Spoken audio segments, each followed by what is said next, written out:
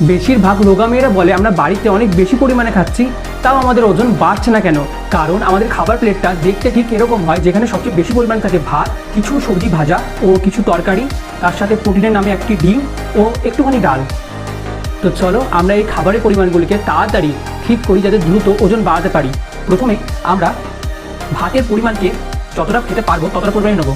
যেমন আমি মোটামুটি এতটা ভাত খুব সহজেই খেয়ে নিতে পারবো। আর আমি তার সাথে এখানে একটু এক্সট্রা ভাজা অ্যাড করবো, তরকারির পরিমাণটা একটু বাড়াবো।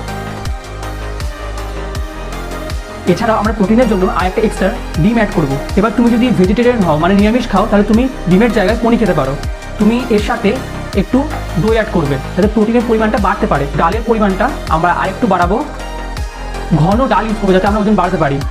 এছাড়াও আমরা লাস্টে একটু ঘি অ্যাড করবো। তো এটা হচ্ছে একটা প্রপার ওজন বাড়ানোর ব্যালেন্স মিল।